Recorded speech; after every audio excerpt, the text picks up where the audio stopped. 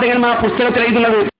സിഹിർ ബാധ നിഷേധിച്ച മുജാഹിദുകൾ ഇപ്പോൾ നബി സല്ലല്ലാഹു അലൈഹി വസല്ലമക്ക് പോലും സിഹിർ ബാധിച്ചിരുന്നുവെന്ന് പറയുന്നു.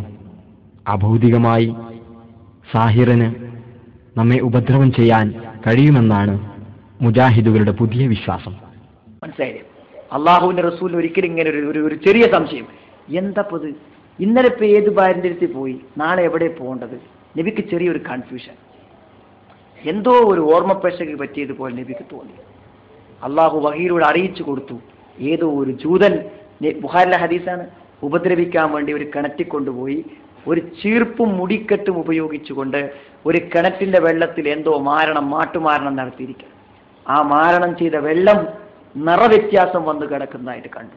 അള്ളാഹുവിന്റെ റസൂൽ അള്ളാഹു വഹീലൂടെ അറിയിച്ചു കൊടുത്തു, ഒരാളെ പറഞ്ഞയച്ച ആ വസ്തു അതിന് എടുത്ത് പുറത്ത് കിട്ടു. നബിക്ക് ആ ചെറിയ മാനസികമായ വിഷമം നീങ്ങിപ്പോയി എന്നാണ് സഹീഹുൽ ബുഖാരിന്റെ ഹദീസിലുള്ളത്. അപ്പോൾ സഹോദരങ്ങളെ, ചെറിയ ചെറിയ പ്രയാസങ്ങൾ ഇതുകൊണ്ട് വന്നേക്കാം, പക്ഷെ ചെയ്യാൻ പാടില്ല.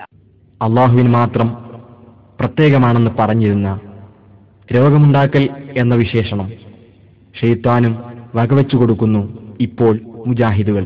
എല്ലാ രോഗത്തിനു പിന്നിലെയും ഒരു കാരണം ഷെയ്ത്താനാണെന്നും ഡോക്ടർമാരുടെ ചികിത്സ കൊണ്ട് മാത്രം ഇത് ഭേദമാകില്ലെന്നും ആത്മീയ ചികിത്സ കൂടി വേണമെന്നും ഇവർ ഇപ്പോൾ പറയുകയാണ്.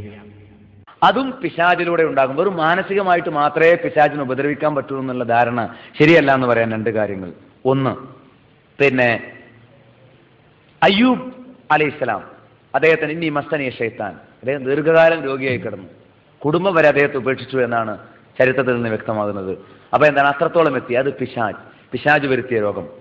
ലോകത്ത് ഏത് രോഗമുണ്ടോ ആ രോഗത്തിനൊരു കാരണം ഉണ്ടാവും, എന്തെങ്കിലും ഒരു കാരണം ഉണ്ടാവും. ഒരു വൈറസ് അതിന്റെ പിറകിൽ ഉണ്ടാവും, അല്ലെങ്കിൽ മറ്റെന്തെങ്കിലും ഒരു കാരണം ഉണ്ടാവും, അല്ലേ? ആ കാരണങ്ങളിൽ, എല്ലാ രോഗത്തിന്റെയും കാരണങ്ങളിൽ ഒന്ന് ശൈത്താനാണ്. പനിയാവട്ടെ, ജലദോഷാവട്ടെ, ചുമയാവട്ടെ, മറ്റ് ഏതെങ്കിലും രോഗം, വലിയ വലിയ ക്യാൻസർ ആവട്ടെ, വലിയ വലിയ മാരക രോഗങ്ങളാവട്ടെ, എന്തായിരുന്നാലും ശരി, അതിനൊരു പല കാരണങ്ങൾ കൊണ്ട് ഒരു രോഗമുണ്ടാകാം. എല്ലാ രോഗങ്ങളുടെയും ഒരു കാരണം ശൈത്താനാണ്. മറ്റു കാരണങ്ങൾ കൊണ്ടുണ്ടാകുന്ന രോഗം നമ്മുടെ ചികിത്സ കൊണ്ട് തന്നെ മാറും. ഷെയ്ത്താൻ കാരണമായിട്ടുണ്ടാകുന്ന രോഗം മാറാൻ ഡോക്ടർമാരുടെ ചികിത്സ മാത്രം മതിയാവില്ല, പ്രാർത്ഥന വേണം. പിശാചിൽ നിന്ന് ശരണം തേടാനുള്ള മന്ത്രങ്ങൾ, പ്രാർത്ഥനകൾ നമ്മിൽ നിന്ന് ഉണ്ടായിരിക്കണം. ധാരാളം പ്രാർത്ഥനകൾ ആ വിഷയത്തിൽ പഠിപ്പിക്കപ്പെട്ടിട്ടുണ്ട്.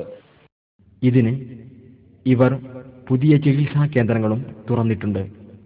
ആത്മീയ ചികിത്സകളെ പരിഹസിച്ചു തള്ളിയ മൗലവിമാർ ഇപ്പോൾ സകല രോഗത്തിനും പിന്നിൽ ശൈത്താനുണ്ടെന്നും കറുത്ത പൂച്ചയും കറുത്ത പട്ടിയുമൊക്കെ പിശാചാണെന്നും വിവാഹം മുടക്കുന്നത് ജിന്നാണെന്നുമൊക്കെ പറഞ്ഞ് അണികൾക്കിടയിൽ ഭയവിഹ്വലതകൾ സൃഷ്ടിച്ച് അടിച്ചിറക്കൽ ചികിത്സ നടത്തിക്കൊണ്ടിരിക്കുകയാണ്.